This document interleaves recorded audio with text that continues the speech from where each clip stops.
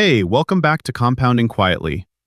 QQQ without SCHD is not a complete strategy. It is one job in a portfolio that needs two. Most investors don't realize that until the first serious correction. And by then, the decision is harder to make with a clear head. Let's think through this together. There's a version of the QQQ investor who feels settled. The numbers have been compelling for a long time. The companies inside the fund are names that appear in every conversation about the future of technology and innovation. The long-term growth story still feels intact. And for a lot of investors, that feeling is enough. That confidence is not misplaced, but it is incomplete. When your entire portfolio is built around QQQ, you are holding one type of asset doing one type of job. It grows when the market believes in future earnings. It pulls back, sometimes sharply, when that belief gets tested. And during the years when it pulls back, there is nothing else happening in the portfolio. No income arrives. No secondary signal fires. The portfolio just waits. Most investors can accept that intellectually. They know corrections are normal. They've read enough about long-term investing to understand that. Staying the course is the right move. But what they often discover during an extended drawdown is that intellectual acceptance and emotional steadiness are two different things. The account value drops week after week. The investor starts checking more often, not because they plan to, but because checking feels like doing something. And eventually a question forms, is this still working? That question is not irrational. It is a signal. It is the portfolio telling you it can only speak one language: price. A portfolio that speaks two languages. Price and income handles that same question differently. The income keeps arriving.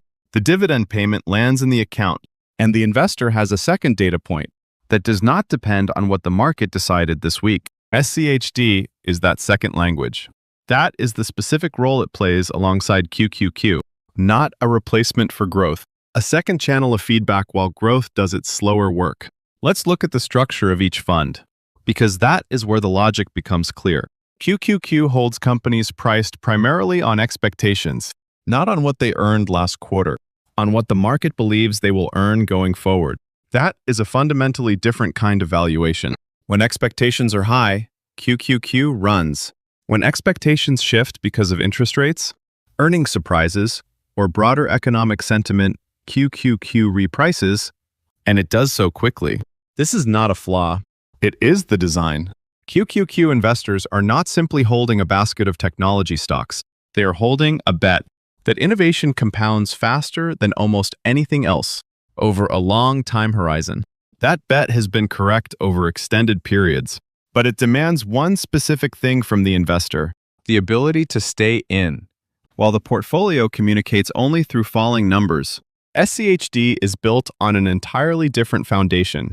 The companies inside SCHD were selected because they have demonstrated a sustained ability to generate and grow dividends over time. Earnings are real. Cash flow is real. The dividend is not a projection. It is a result of what the business already does.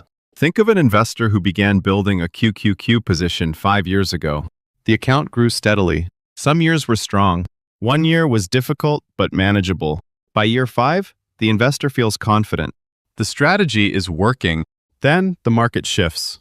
QQQ enters a meaningful drawdown, 15% over 6 weeks.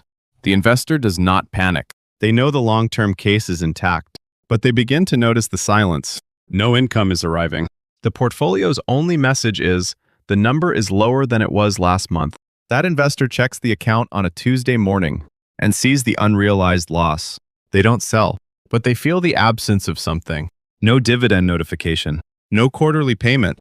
Just the lower number, waiting to recover. Now add SCHD to the same scenario. The drawdown happens. QQQ falls. But 3 weeks into the correction, the SCHD dividend payment arrives. The investor sees it land in the account. It is not a large amount, but it is a payment. The portfolio is still producing.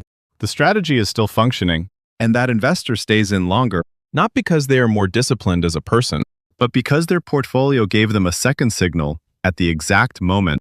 The first signal went negative. This is the structural argument for holding both. QQQ and SCHD are not in competition. They are doing different jobs at different points in the market cycle. When growth is rewarded, QQQ drives account value up. When growth is questioned, SCHD keeps the income stream alive. Together, they give the investor two things to measure and two reasons to stay the course. Coming back to the central question, why must SCHD be in the portfolio alongside QQQ? Because the investor who measures progress only through price is entirely dependent on the market's daily opinion. The investor who measures both price and income has two independent data points, two ways to confirm the strategy is still working. And over time, the SCHD dividend tends to grow. Not every year, not on a fixed schedule, but the direction is upward, which means the second feedback signal gets stronger over time, not weaker. That is what compounding income looks like from the inside. There is a concept worth naming here that does not get enough attention. Most investors track portfolio value as their primary metric. The account is up. The strategy is working. The account is down. The strategy is in question. That is a single variable measurement system. A more complete way to track progress is to measure what percentage of your actual living expenses your investment income already covers. That number is sometimes called the income coverage ratio. It does not move dramatically from quarter to quarter, but it moves in one direction over time. If you hold the right assets and stay patient. When your income coverage ratio is at 5%, the portfolio is still a background number. When it reaches 30%, it starts to feel like a functioning system. When it reaches 70 or 80%, you're looking at financial independence not as a distant goal, but as a present calculation you can actually track. QQQ alone cannot build that ratio. It grows the account value, but it does not generate reliable growing income on its own. SCHD builds the income side of the equation, not quickly, but consistently, in a direction that compounds. That growth happens because the underlying companies grow their earnings. When earnings grow, dividends tend to grow with them. SCHD does not hold the highest yielding companies. It holds companies that have grown their dividends consistently over time. That distinction matters more than the current yield number suggests. Together, QQQ builds the number you see. SCHD builds the income you receive. One creates paper value. The other creates functional independence. The investor who holds only one is measuring only half the picture. And during a correction, they feel it. You don't need one perfect holding. You need a portfolio where each position has a defined job. QQQ grows the account. SCHD pays the income. Both compound quietly. That is the structure worth building, and worth holding long enough to let it work. Compounding quietly. Slow, steady wealth building. If this helped, subscribe and leave a like. Everything here is for informational purposes only. All final decisions and responsibilities remain with you.